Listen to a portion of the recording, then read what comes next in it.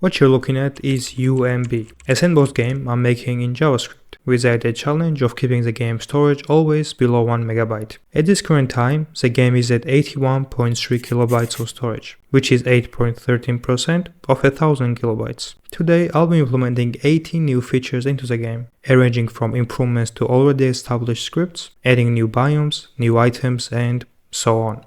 Number 1. Sculpting. Let's add a scraper tool, influenced by the real-life paint scrapers. First, we figure out the crafting recipe for it. Second, we draw a sprite of it. Next, we add the recipe to the crafting script and the scraper item to our pickup function. Now, to explain the idea behind sculpting. Essentially, if you stand one tile away from a rock while holding the scraper tool and you press any keys on your keyboard, that rock will get sculpted into the character you just pressed. You can use this feature to write out the name of your favorite British band or your favorite American band. One interesting fact about implementing sculpting was for the rocks to only change their character visually. We need the rocks to not change their character logically, so no matter what letters they are shown as, our pickup function will always be able to detect them as rocks. Second interesting quirk I came by was when pressing the movement keys WASD, you wouldn't sculpt a rock, but rather move onto them, picking them up. We resolve this by disabling movement whenever there's a rock in front of you. Third and the less fun little quirk I came across was that if you stood in front of a rock and you selected a scraper, that rock would get sculpted into the index of the slot which the scraper is on. I resolved this by only letting letters through while sculpting. Number 2. Chair and a table. Just like the scraper, we need to start by defining a crafting recipe for both of them. Next, we need to draw sprites for each of them. And finally, we need to add their recipes to the crafting script and their item versions to the pickup function. That's pretty much all. Functionally, they don't serve any purpose, but you can use them to make a sick looking bar. Number 3. Shortening tile replacement logic. Way I've gone about implementing crafting is by first detecting a recipe, and next, after crafting your desired item, replacing all the items in the recipe back to grass, and also their color to green as well. Writing logic for all of this can get quite taxing. So, to minimize the size of our lines, we can create a function which replaces the general tiles and the ones in the tiles variable by using the values we provide to it. Here's the size of the crafting logic for chairs before, and here's the one using the replace tile function. By implementing this function, we can also shorten the logic for generating water clumps quite significantly as well. Number 4. Overhauling the player script. While we're on the topic of fixing already existing scripts, we should take a gander at the player script, cause frankly it's a mess. C and C of spaghettified repeated code, which has ultimately bloated the player script to 59.7 kilobytes, which is quite a lot. So let's fix it. Firstly, let's tackle the mining/destroying objects. The way I got it set up currently is that I'm running the exactly same lines of code with minimal changes for all 4 movement directions. Lines which deal with detecting if there's a mineable element in each of the directions. What we can do instead is bring in a mine function, which will reenact the mining logic, but we won't detect each of the sides to find out if there's a mineable element left, right, up or down of us. Instead, we'll let the player walk onto the mineable objects while they have the appropriate mining tool equipped. And if we detect something mineable on the tile the player is standing on, we immediately push the player out from this tile, creating the effect that they were never on it in the first place. This function also allows us to avoid writing all those monotonous lines by us just using interchangeable variables inside the function. All we have to do is just call the mine function the amount of times as there are mineable elements in the game. And for each of the iterations, just change the arguments of the functions to first, the mineable element we are referencing, second, what tool is used to mine that element, and third, the color of that item. Next, I worked on improving the pickup function. The problem here was essentially identical to the code that dealt with mining. Just repeated lines and lines with minimal changes. We shortened the pickup function by introducing once again interchangeable variables, and by calling the functions for all the pickupable item instances.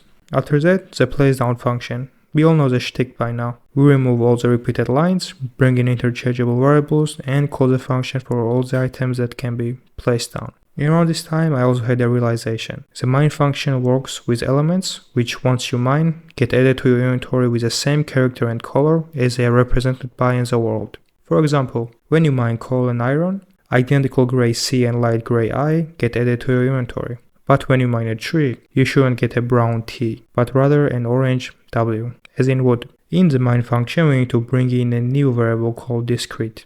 Now when you call the mine function and you leave the discrete variable empty, it will signify to the function that the item you're mining should get added to your inventory as it is. But if you assign a character to the discrete variable, the function will add that character to your inventory. This is how we call the mine function for trees. For the mineable element, we write t. Next, we write the tool which we want to be able to mine our mineable element. We write two backslashes. Note that x's are represented by backslashes in UMB. Third, we write the color we want the mined item to be. And fourth and last is the aforementioned discrete variable. We write here w. And at last, we are through with improving the player script for now. We went from 59.7 to an astounding 12.1 kilobytes. Number 5. Structures. I've written a function which takes in two numbers. The first number will detect the width and the second number the height of a house-like structure. So if we input two 5s, we should see a house that's 5 by 5. There we go. You can input any values you like.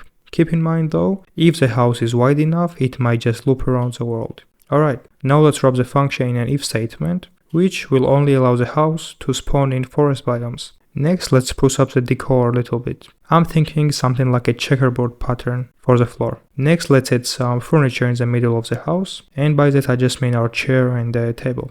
Next, let's add a 2-tile wide opening at the front of the house and fill in the corners. Alright, looking good, but I think we are missing something. Number 6. Chests. First we draw a beautiful sprite and add it to the inside of our house. Here's my idea for the chest. At the start of the game we run a function which will pick out 3 random items from a predefined item pool. Once the player enters the tile the chest is on, the chest will break and these 3 random items will plop out around the chest. I like this feature because it adds some RNG to the game and also some small resemblance of gambling. Like guys, come on, who doesn't like gambling? For legal purposes, this is a joke. And also it helps to prevent you from getting soft-locked. Imagine this, you start with 6 wood and 9 rocks, perfect amount for making a singular axe and a pickaxe. But let's say you wasted those resources and now you can't make tools anymore. No worries, you can go exploring into the world until you come across a house with a chest. You roll your luck and who knows, you might just get an axe or a pickaxe from it. Number 7. Vertical rivers. We already have horizontal rivers, so it only makes sense to include vertical ones as well. Alright, now we have a vertical river which generates each time with a random size. Also note that vertical rivers alongside horizontal ones make the game look like a smash ball, which is pretty cool if you ask me.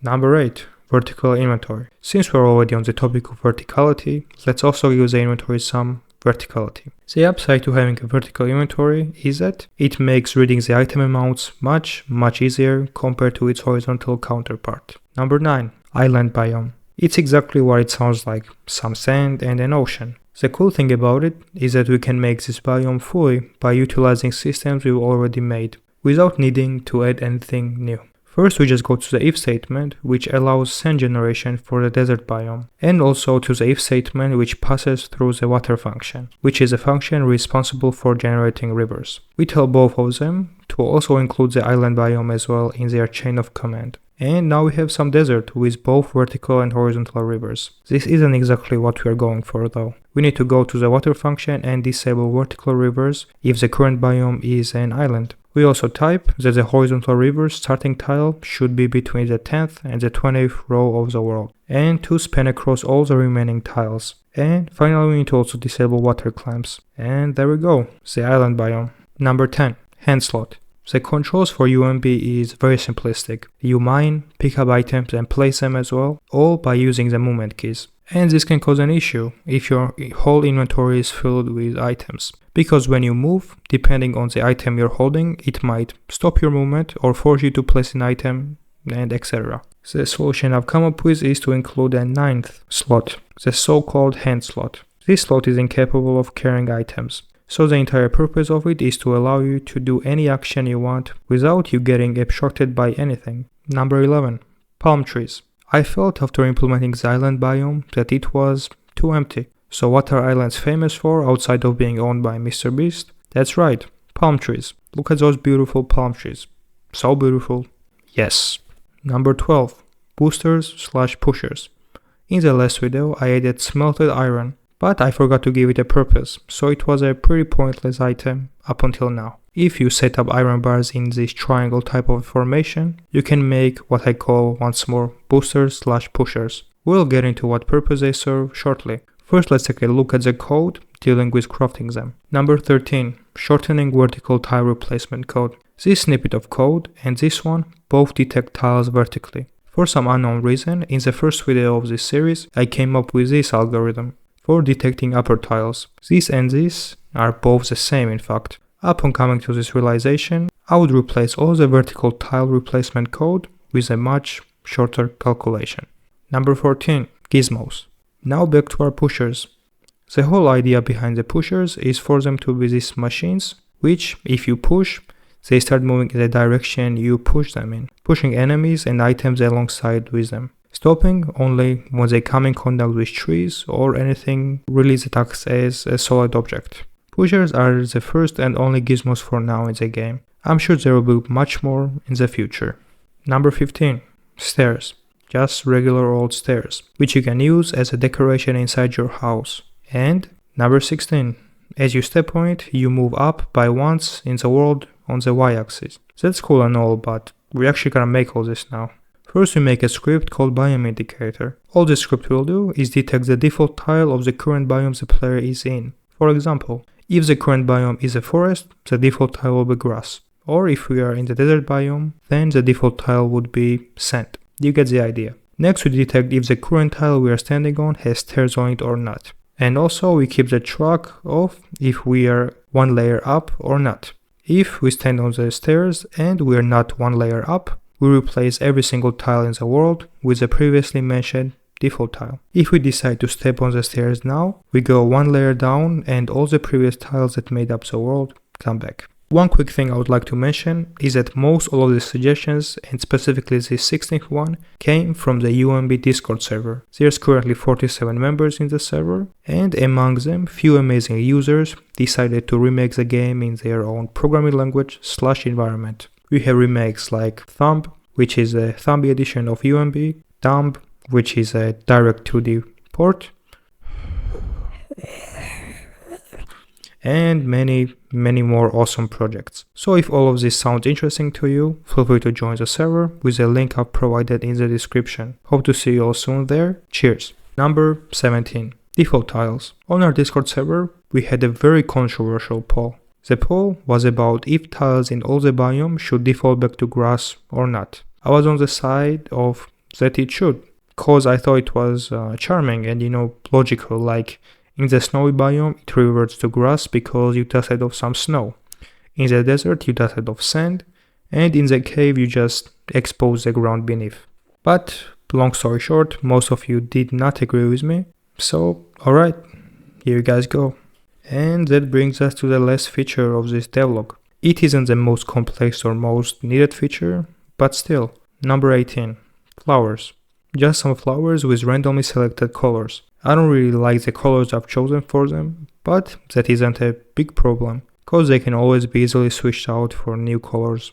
Here we are. This is where the game is currently at. Let's check the storage now. For the first time in the history of this series, the storage has actually gone down. We are at 48.7 kilobytes, which is a far cry from 81.3. Alright, thank you everyone so much for watching. I would also like to say thanks to all of you for showing me more support on my previous videos than I have ever gotten before in anything really. It's all really amazing, and it gives me so much hope that maybe I can be a full-fledged YouTuber one day. That has pretty much always been my dream. Thank you, really guys. It all means the world to me. I wish you all good morning, or good afternoon, or good evening. Bye everyone. Let's get scratching.